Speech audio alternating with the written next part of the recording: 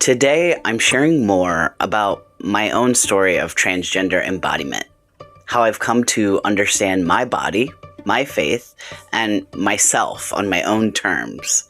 In this episode, I reflect on what it means to remain Catholic while affirming my trans identity.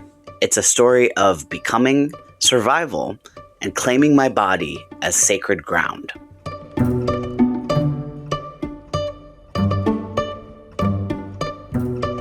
You're listening to Whiplash, a listener-supported podcast exploring Catholicism through the lens of queer liberation theology. I'm Max Kuzma, a transgender man and columnist for the National Catholic Reporter and board member of Dignity USA. Thank you to the paid Substack subscribers who make this work possible. There are some stories that only make sense in hindsight. Stories where, at the time, you don't even have the language to name what you're experiencing. For much of my life, that was true of my gender. I knew something about my body and my relationship to my body wasn't adding up. It felt strained, it felt off, but I didn't have a framework for understanding why. I didn't grow up with a vocabulary for LGBTQ identity, so what I was feeling often came through as confusion, distance, or as something I thought I just had to endure. Over time, that began to shift. My journey into understanding myself as transgender wasn't a single aha moment. It was gradual, uneven, and often incredibly difficult, largely due to the pressures of society, the pressures of the community that I lived in, not because there was anything inherently wrong with my trans identity, but because of the way that the world responds. This process meant unlearning a lot of what I had been taught about bodies, about gender, and even about what it meant to be a good Catholic. It meant listening more closely to my own experience, even when that experience didn't seem to fit within the world I had grown up in. That world was deeply Catholic. My faith shaped how I understood myself and my place in the world, even when I felt at odds with it, or in some kind of tension. There were moments when that tension between my gender identity and my faith felt impossible to hold together, when I wasn't sure if there was space for me at all. And yet, somehow, this journey has led me not away from embodiment or away from God, but more deeply into both. And for me, that's one of the profound spiritual gifts and graces of transition. So in this episode, I want to share more about that journey. I'll respond to some common questions that often come up when I share about my experience. I'm grateful for the chance to reflect on these questions, and I want to explore with you what it means to claim my body not as a problem, but as something sacred, even here, even now. So to start at the beginning, one of the most common questions that many trans people get is basically, when did you first know that you were trans? When did you first begin to understand your gender identity, and how did that awareness take shape over time? It's an interesting question because you can choose different points to examine this at.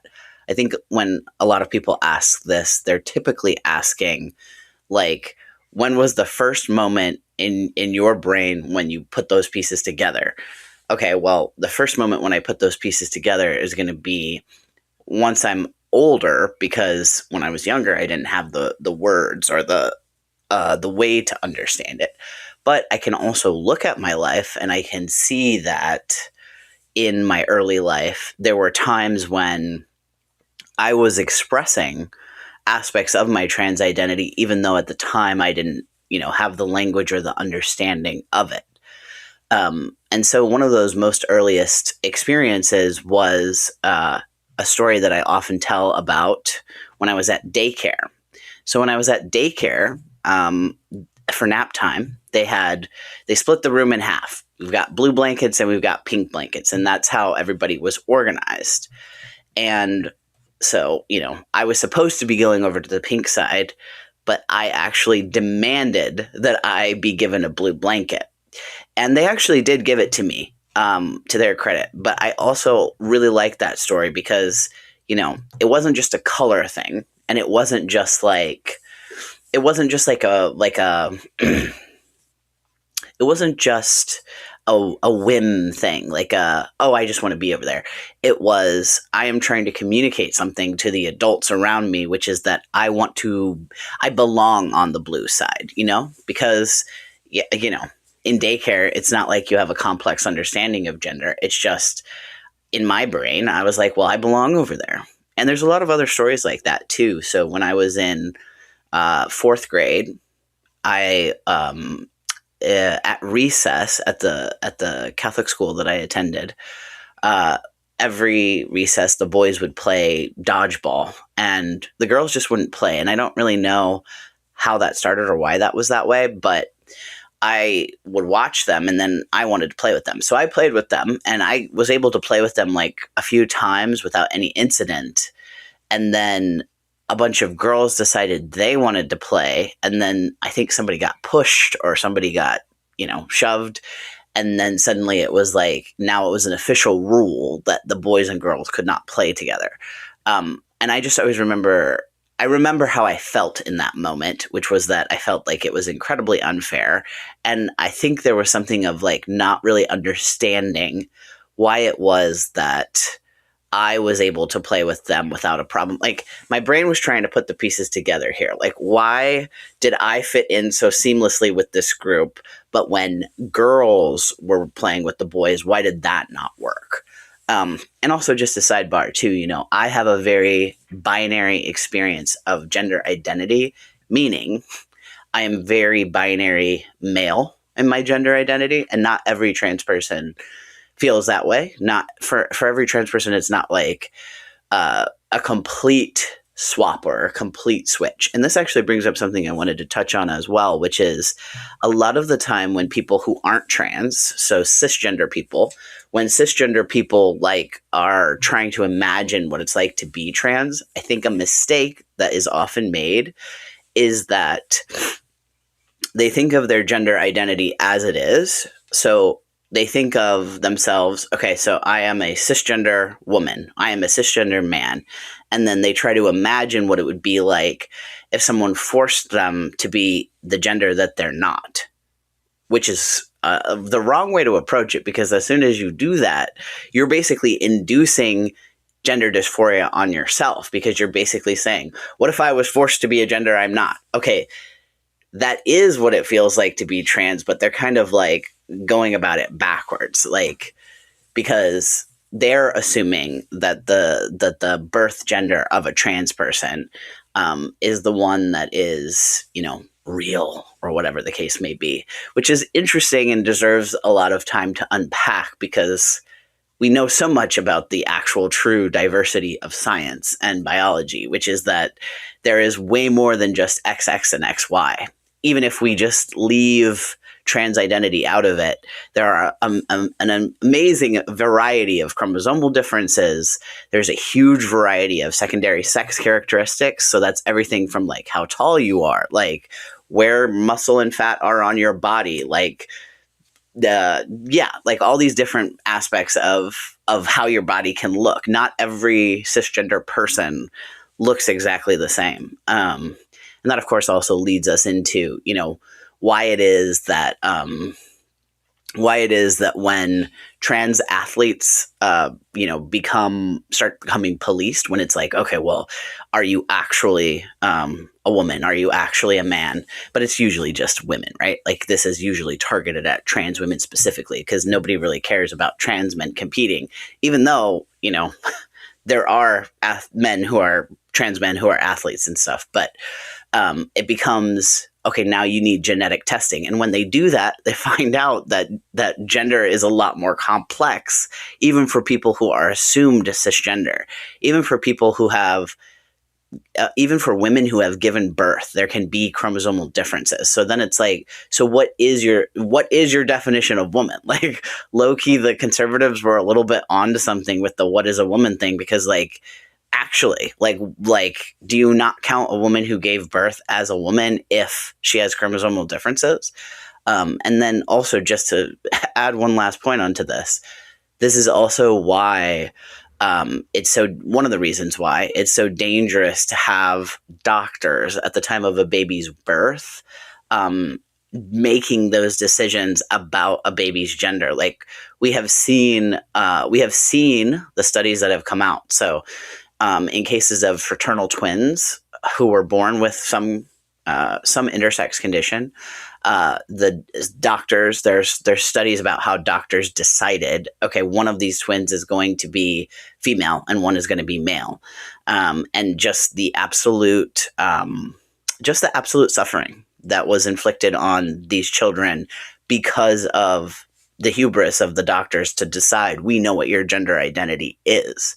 Kind of the this is just kind of the point where the interconnectedness of all liberation, because when we talk about the human rights, trans rights are human rights, that's what we're getting at. It's, we don't want anybody to be forced to be something that they're not.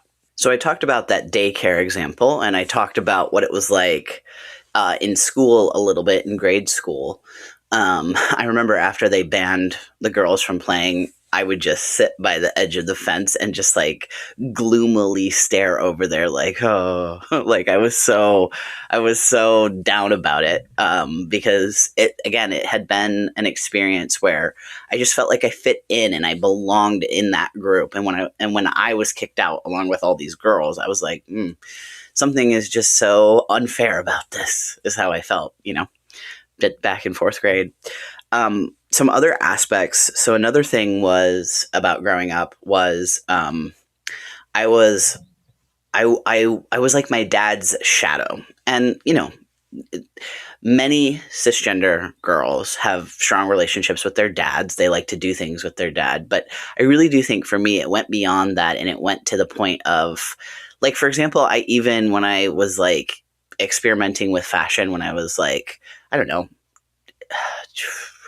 13 to 17, that age range, I would even like raid his closet. Like, I wasn't raiding my mom's closet, I was raiding my dad's closet. And like, I would find things that I thought were cool. I would have that like dapper style that was like a really big thing in that era.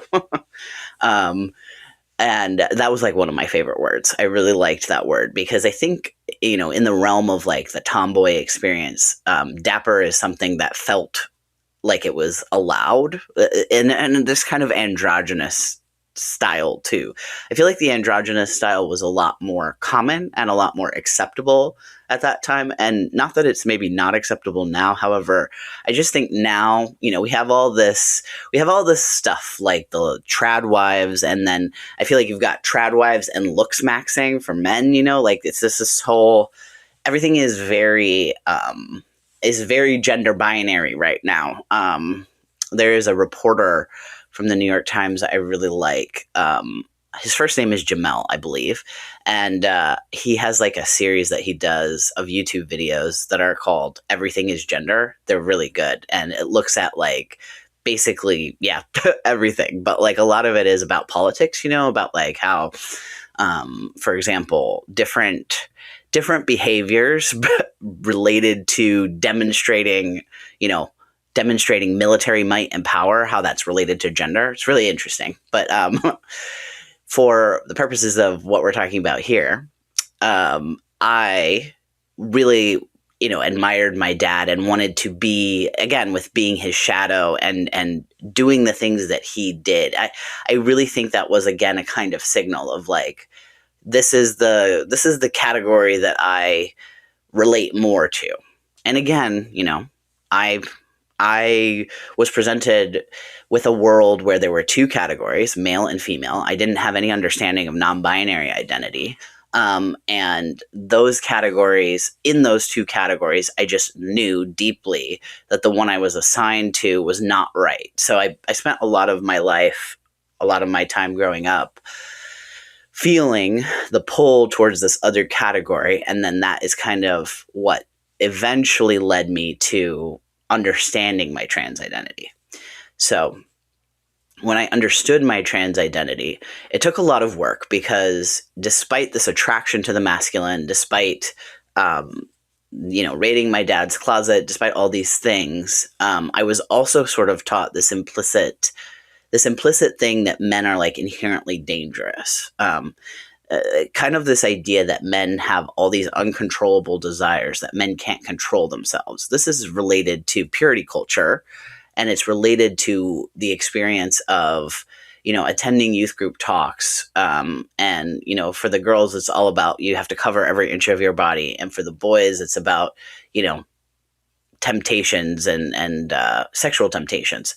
And so, like, I think I really had this understanding that men just couldn't control themselves. That was the messaging, is that, it's that whole thing, that women are responsible within purity culture for men's sexual desires and for their, behavior in that way, which also just never really made sense to me, like, in terms of, like, what do you mean, like, you can't control yourself? So there was a lot of unpacking that had to be done about that part, because I was like, well, do I want to be part of this? So that was a really big part. But I think also what ended up happening for me in terms of my own ability to identify that I was having a trans experience, a lot of it was, it took me a lot of time of watching trans videos, and hearing those stories and being like, does this apply to me, or like, what part of this applies to me? Because for a little while I was like going down the list of like, okay, I do relate to this and this, but not the rest of this, so I must not be trans. Instead of looking at it as like, your trans experience can be your own. And that's kind of like getting out of that binary, well, male and female are these categories and they have to be this way, but moving into, okay, it can be more expansive, because being trans is not about rigid categories. It is about saying, I take up space of my own, and this is what my experience is. It's like a very positive movement away from, we have to define things so narrowly.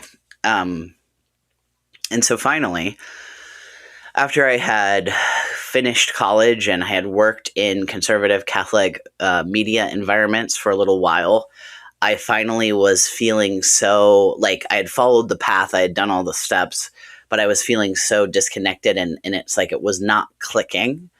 And, I had always been taught that, I would find something and then I would be passionate about it. I had my unique gifts to give to the world, my unique gifts from God. And so when it wasn't adding up, it really forced a time of deep reflection. And it was also very lonely, because I was watching all the people around me also follow all the scripts, but they just kept going, and they were going into areas of the script, the social script, that I didn't want to go. They were getting married, having kids. I did not want to do that in the gender identity that I was inhabiting. That felt so wrong and uncomfortable. Just deeply uncomfortable. It was the discomfort of puberty, but extended, because instead of just feeling like, okay, this is an awkward time of growth. Nobody loves puberty. Like, nobody who goes through puberty loves it. But the thing about puberty for most people is that there's the prize on the other side of, this is how I transition into an adult in the role that I want to be in society. That never happened for me. I just stayed in the discomfort, Obviously my body went through puberty and I went through those changes. So it wasn't a manifestation of nonstop puberty symptoms, but it was an experience of deep discomfort that did manifest in gender dysphoria. So then, after that long period of feeling that way and having time to feel that feeling, which was very uncomfortable in and of itself after having been stuffed down for so long, I finally started to allow myself to kind of crack the door open of, okay, I guess I can feel a little bit of this. I guess it's okay to wade into these waters. And when I did that, things started resonating for the first time, and I started to use my name, Max, and I started to use male pronouns, he and him and his, and that really resonated in a way that was honestly like kind of confusing at the time, because I was like, okay, so this is wild, this is weird, and also, this is a very stigmatized and what's the word? Very discouraged within the community that I was in. There's these people who talk about how like society is so pro-trans. It was the idea at the time, and it was like, okay, even just because trans people had human rights at that time, or had some measure of human rights, does not mean that it's suddenly not stigmatized or not difficult to be trans. Like, I really dislike that line of thought that's basically like saying that it's super easy, or it's trendy, or it's like, yeah, that's really not how trans people experience at all. Like, when the world is more welcoming to the trans experience, you do have more people and more adolescents for sure that will explore. But first of all, that isn't a bad thing, because you're allowed to explore. And that's again what I mean about like the liberation of it all. And it's interesting too, this might be a good spot to say a little bit more about, like, as I started to unpack these rigid categories of male and female that I had grown up with, that's when I also started to have to like think about what it would mean to be non-binary for the first time. And I honestly really struggled with it. When I first heard about it, I was like, I don't know, like, is this like a third thing? Like, is this just like, so we got male, female, and then non-binary, and like anybody who's non-binary all has these characteristics? No, that is not what it is. In reality, non-binary identity is the experience of saying, hey, I don't feel right, or I don't fit quite into one of these two binary boxes. And so when you have that feeling of I don't fit, and you take the non-binary identity as an expression of you, it can actually be almost infinite possibilities, because it could be, well, I was assigned female, but I don't feel very comfortable in my body. And so maybe that person pursues some medical transition to feel more comfortable, but doesn't need to go by male pronouns and doesn't need to change their name. That's one. There could be someone who's like, you know what? I was assigned one of these, but I don't actually like either of them. I don't relate to either. I feel my gender is expressed in something completely new and completely different. Okay, there's another way.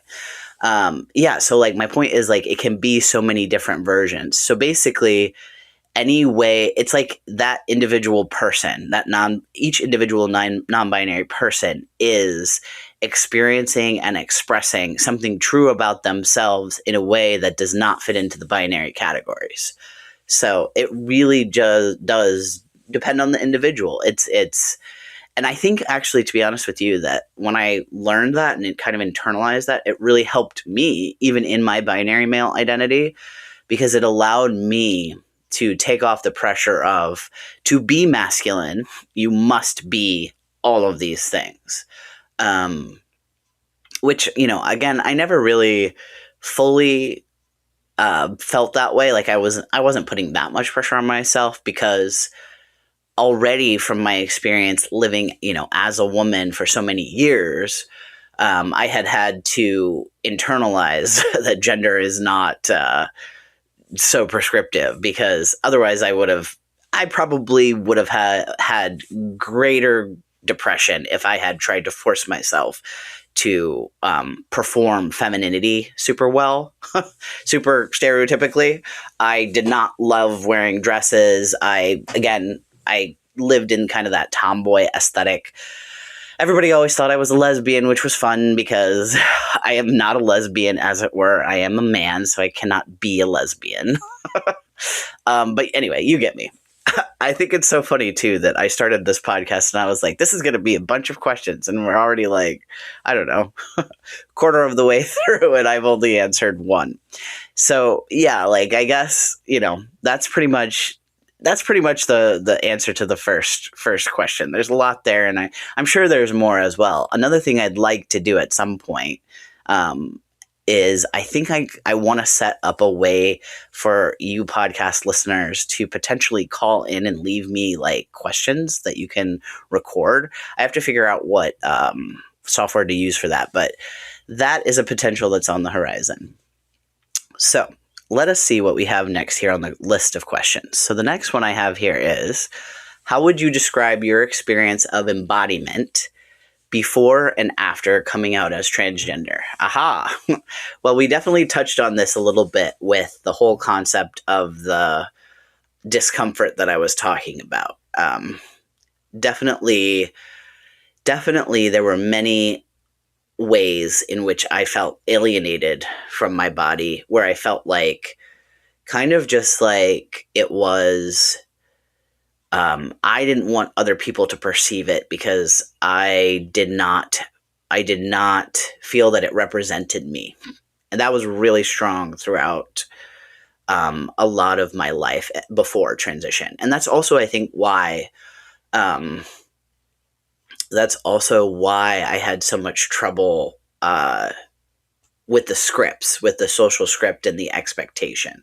Because I was like, in order to proceed down this path that everybody is expecting me to proceed down, I have to be perceived as a woman and related to as a woman. And I was like, no, I do not want this. This is so uncomfortable. So that was like really a big deal. And then also just like not being able to feel comfortable doing things, like even in privacy, like even like, for example, taking a shower. Even when I took a shower, I felt uncomfortable. I felt uncomfortable in my body, and I felt like this is not resonating. This experience of this physical form is not resonating with me. It's not making sense, and it's not. Sometimes when I'm talking about this, I have the voice in my head of someone who's trying to pick every single word that I use apart. And so sometimes I'm like, what is that person going to think about me saying that it's not resonating? They're probably going to say, well, you need to like you need to double down on the gender you were assigned and try to force yourself. And it's like, but do you hear yourself? Like if something is so true and so self-evident, then you shouldn't have to force yourself, is kind of the whole point. So then after transition, the embodiment thing definitely completely transformed. I didn't even know when I started the process of transition that it would be so good. Some people who tried to discourage me said things along the lines of like, this will fade. Like there's like a false high that comes from doing this that will fade in time. Things like that. And that's not been my experience at all. I don't even think I had like a false high in the sense of, it was never like a spike in terms of like, oh man, everything is amazing now. It wasn't really like that. It was more like a revelation, a slow process of revelation of like, oh, like I'm starting to feel better. Okay, I'm starting to feel better. I'm still feeling better. Like, even though there were so many other elements of life that were very challenging.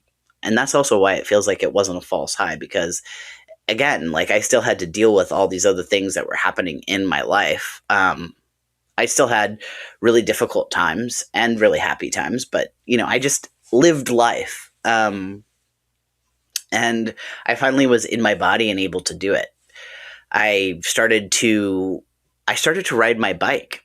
I just had never really, since puberty, I had never really wanted to exist in my body, in that way, in that physical expression way, in whether it be outside with other people, outside alone. It wasn't a comfortable space to be in.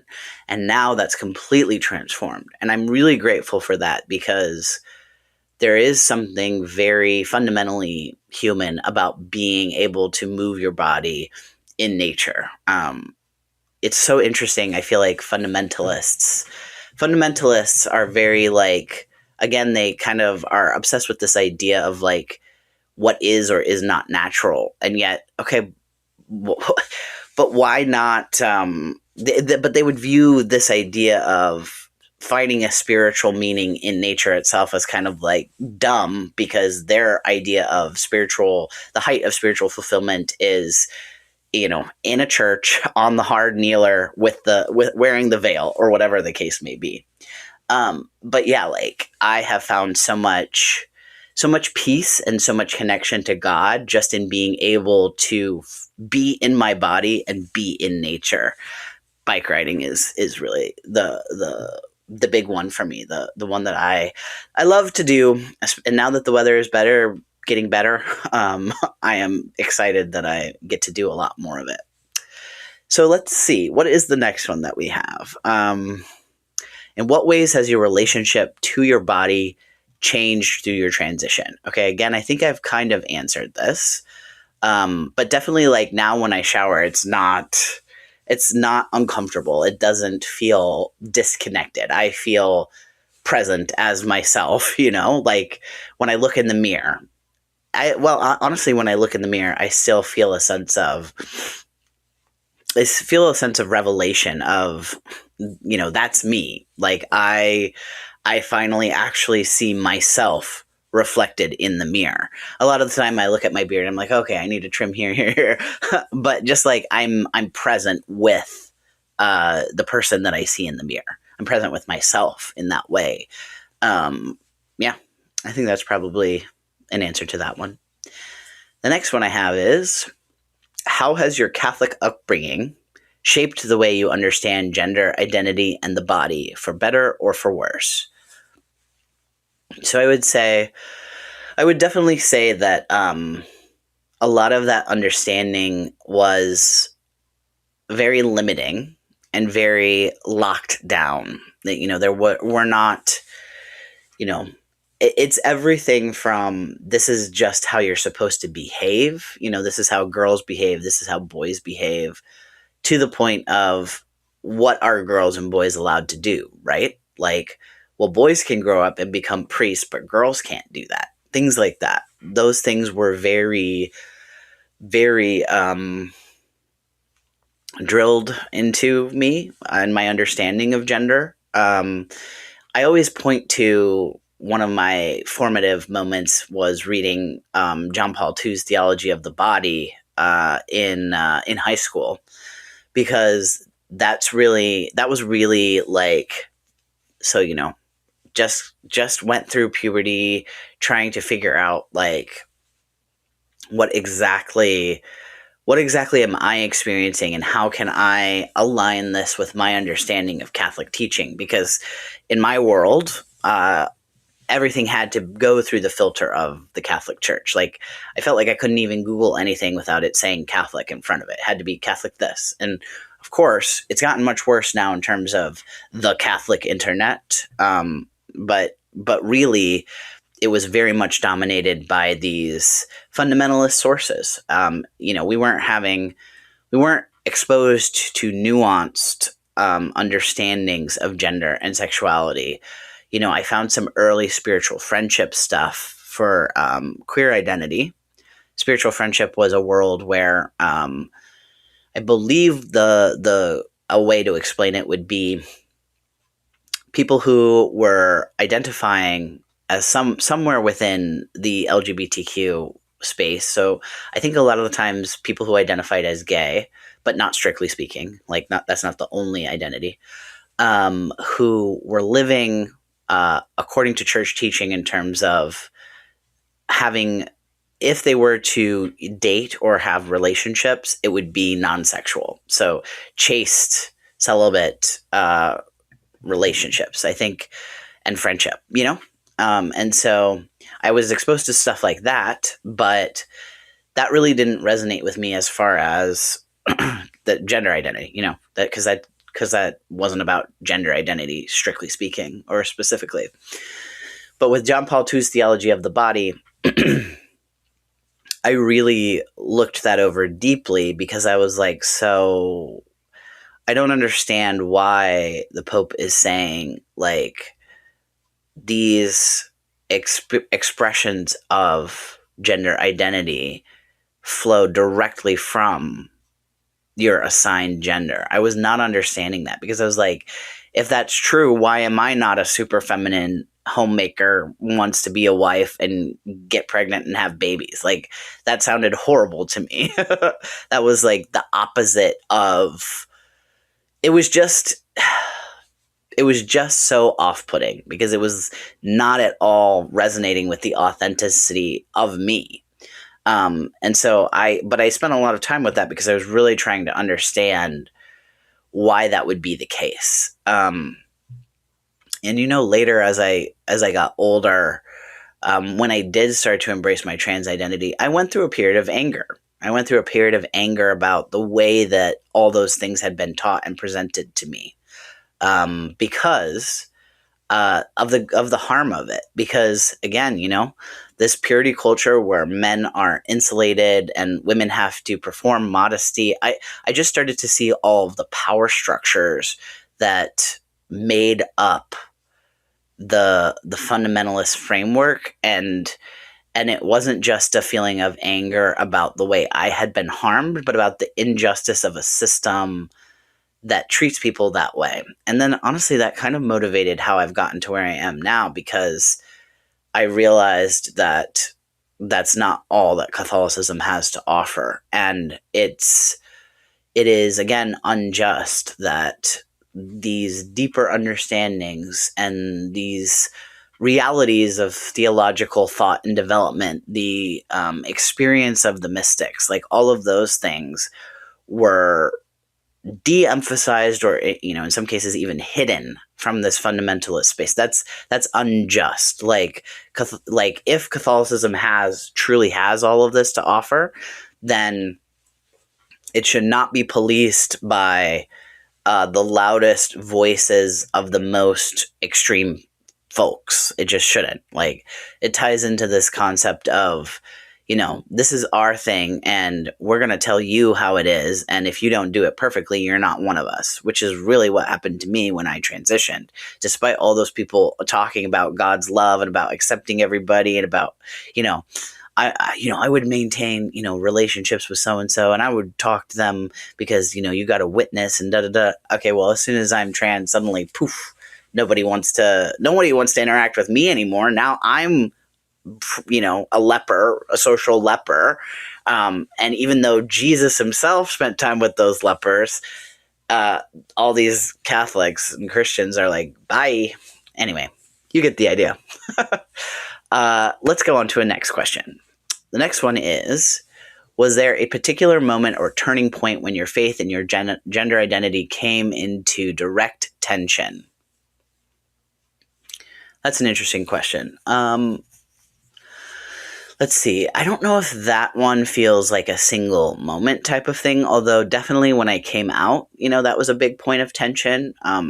Interestingly, it was not a big point of tension for me because I felt a strong sense of spiritual discernment, and I felt a lot of spiritual graces that were flowing from that decision. Like, I felt connected to God. I felt through my prayer that I was moving in the right direction. Moving in the direction that was authentically me as God created me to be. But, a lot of the people in the world that I lived in, the Catholic world that I lived in, did not agree with that. So there was a lot of tension there. The next question on the list: how do you interpret the idea that humans are made in the image of God in light of transgender embodiment? Yes. So I think in the image of God, and the idea of, I think that applies to more than just trans people. I think that applies also to many of these identities that are so often, there's a word I'm looking for. The word that's coming to mind is politicized, but that's not the right word. Spiritualized? I think it's spiritualized. I'm thinking of disabled people and the way that so many are immediately like, oh, we have to pray for the deliverance, for the healing of this disabled person. And, while a disabled person's overall health is a real thing, like, yes, like, we want people to be healthy, there is an element of ignoring the divine creation in being so overly prescriptive about, like, we must pray for the deliverance, healing of this individual.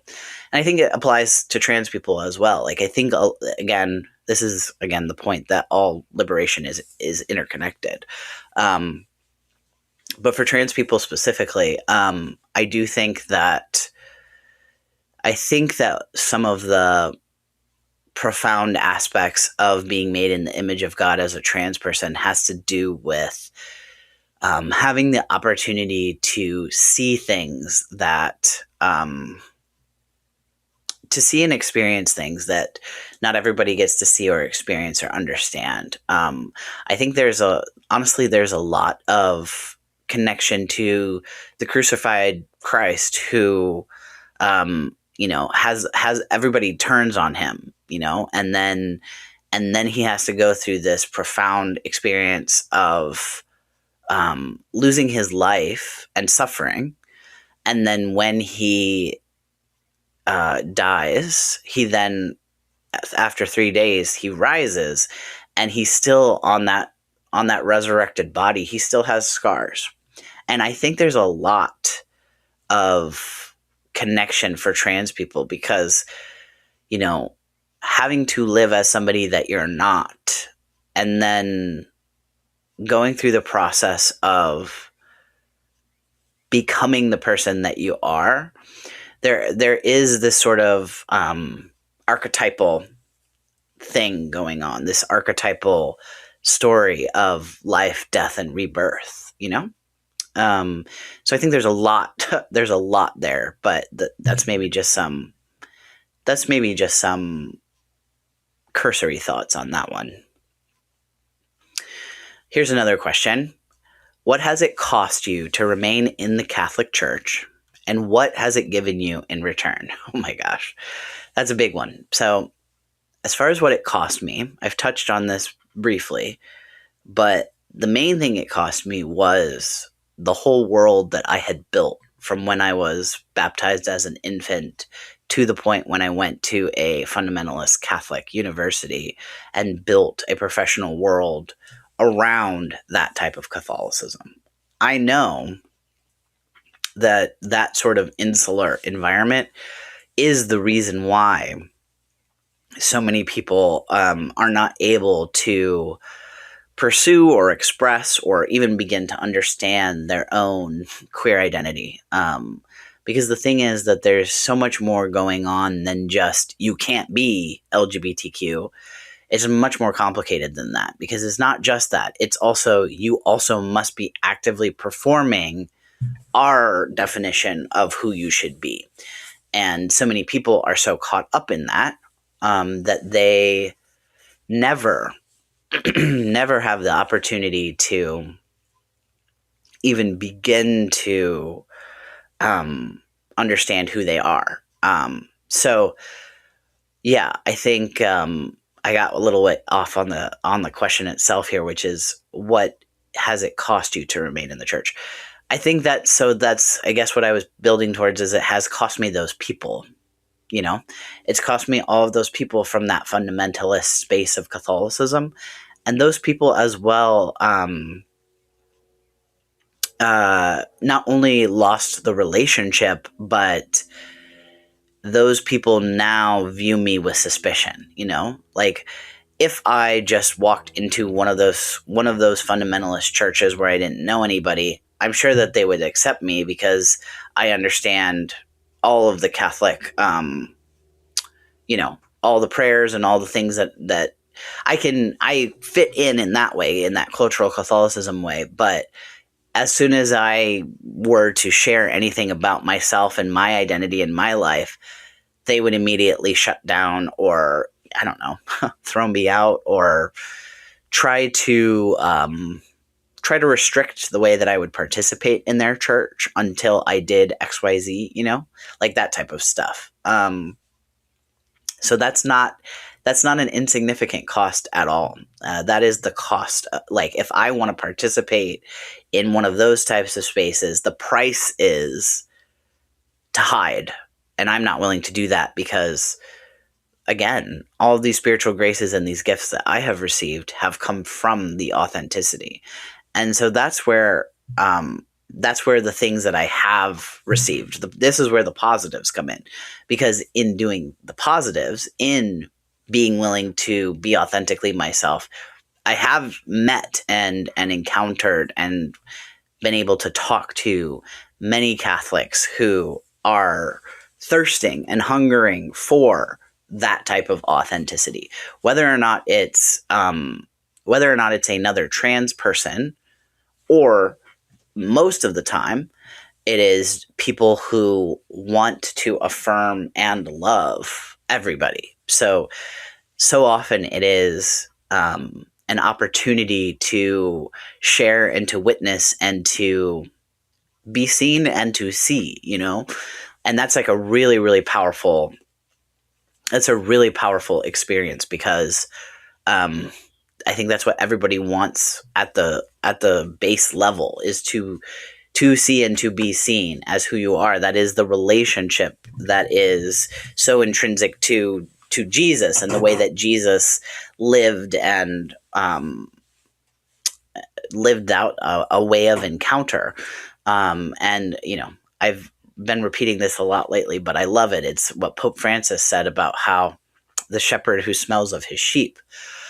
And also, just again, with everything being connected with liberation, like liberation and human rights are all of a piece. It connects to what Pope Francis talked about with poverty, which is that we are called to be in relationship with those who live in poverty, because it's not just top down, I give you charity. It's you have human dignity and I have human dignity, and how do we see each other in that? And I mean, yeah, like this journey of embracing my trans identity within my Catholic identity has also led me to some really significant experiences. I mean, I had the opportunity to meet Pope Francis in 2024 and tell him in Spanish that I'm a transgender man. And that, just what a revelation to have a pope who was willing to meet trans people in that public way and to see them and affirm them. And he took my hand and he smiled and he met my eyes. Like, it was a genuine moment of encounter, as quick as it could be, because I'm in this long line of other people. So it's not like he could spend hours with me.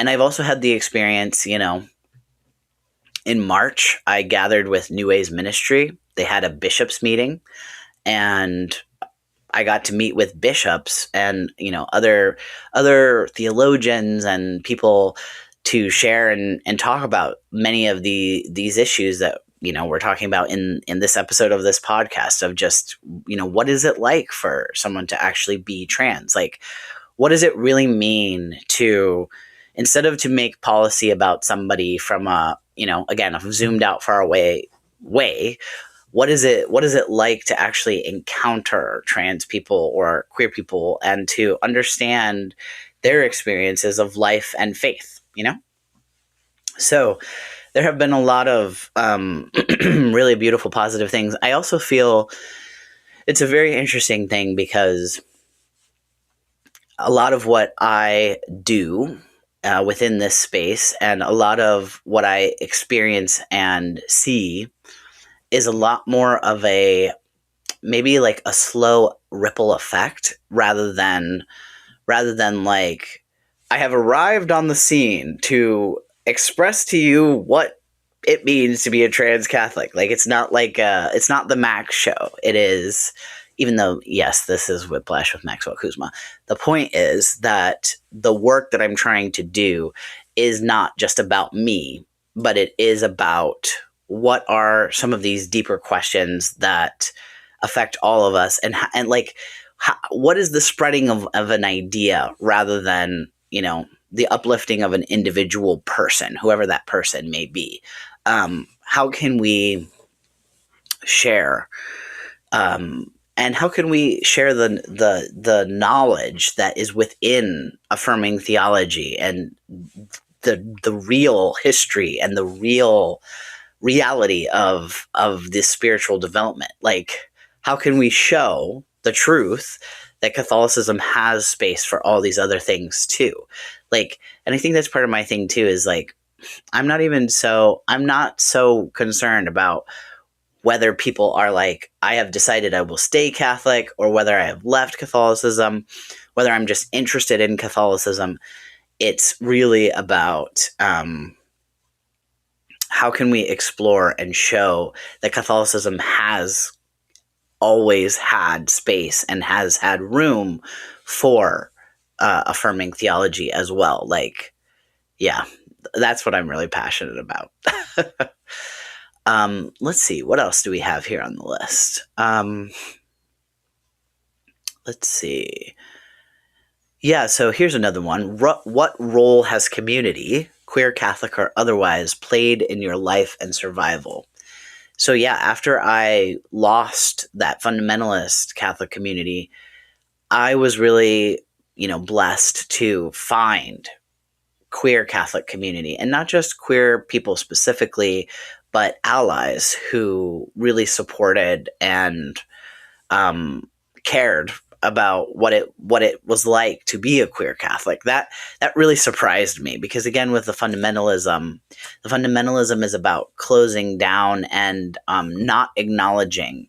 Fundamentalism doesn't have a problem with someone being LGBTQ, as long as you never talk about it, never do anything about it, or if you do anything about it, you've hidden what you've done. It's the closet. It's living in the closet. So it was kind of a revelation to finally be in a space where I was encountering people who actually cared, actually wanted to know and wanted to share in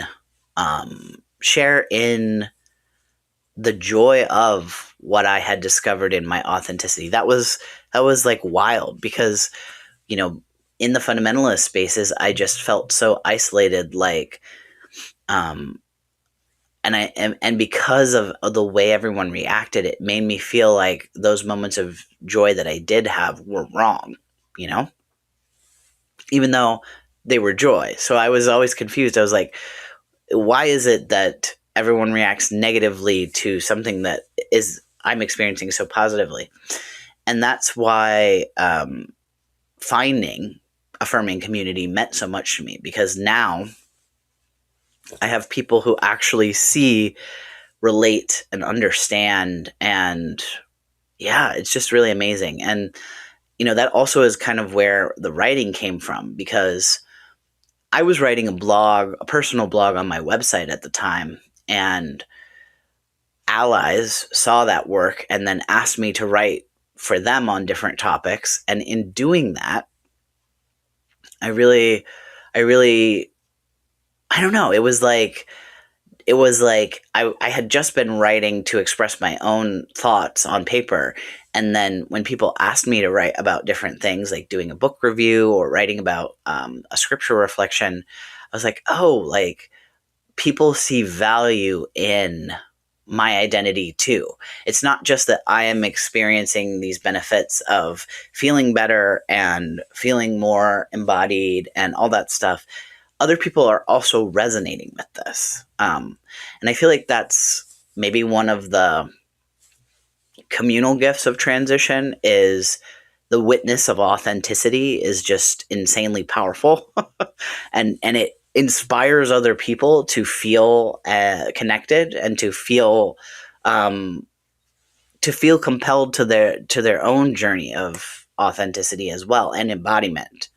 I think that's a lot of what it is, because for someone who's trans, who has had to go through such a hard experience of learning those things, I think it's inspiring to other people of like, oh, I can start to ask some of these questions and understand these things about myself, even if I'm not trans. Like, I can still follow this way of thinking, this way of discernment. Because that's the thing, is discernment applies to all of us. Primacy of conscience applies to all of us. That's why Catholic social teaching is such a big deal. That's why liberation theology is such a big deal. These are issues that affect and impact all of us. So the last question I'll take here is, why do you stay? What keeps you in Catholicism despite everything? I am incredibly passionate about showing that there's nothing wrong with being LGBTQ and Catholic. There's nothing wrong with it. You can be LGBTQ and Catholic. You can aspire towards all of the same virtues and values of Catholicism while being a transgender person. It's not that big of a deal. I'm just a person, and I am a person made by God, and I'm made by God intentionally. And, God is a God who created an immense amount of diversity. Also, just, FYI, God did not literally create trad wives and these so-called traditional. That's a whole other kettle of fish, because it's, when you say traditional, it makes it sound like it's existed forever, but it really hasn't. And it's also never been this one thing forever. The way that men and women's roles have been, presented across different societies has varied drastically. So it's not like God, specifically said, you shall be a trad wife, and a trad wife shall do this, this, and this. And also, the fundamentalism of it really ignores these histories and these, realities that philosophers and theologians and mystics have explored spirituality in all these super deep ways. So I'm really passionate about, hey, those things do exist. We don't have to do this. We don't have to do this fundamentalist song and dance every single time. We don't have to do this. We can have a Catholicism that is more liberatory. We can have a Catholicism that lives up to the example of Jesus, that lives into the example of Jesus. There's a reason why Pope Francis was incredibly popular, and now Pope Leo is as well. When Catholicism is living into those virtues and those values, it's really, that's the fulfillment of it, right? And so, there will always be questions about because Catholicism is also very concerned with, the kind of the boundaries of things, the canon law of it all, the structure and the order. Those things will always be relevant. But I think you see someone like Pope Francis, who met with transgender people like myself and others, and you see an example of how that type of leadership could look. And Pope Leo as well, the way that he approaches, international diplomatic questions, the specific words that he chooses to use in his speeches and things like that. Those all show us an example of how we can approach a more liberatory and more, I'm just thinking of human flourishing, and how when we approach things in this way, it brings more authenticity, it brings more truth, it brings more goodness, it brings more beauty. We don't have to just lock everything down in this rigid fundamentalist mentality in order to experience truth, beauty, and goodness. So I'm really passionate about that, and I want there to always be an example of someone who is saying that. As a transgender person, we have many, but that's what motivates me. That is why I do what I do.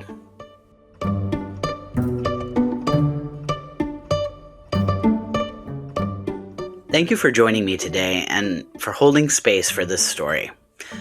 Discussions like this remind me that embodiment, faith, and identity are not problems to solve, but mysteries to live into.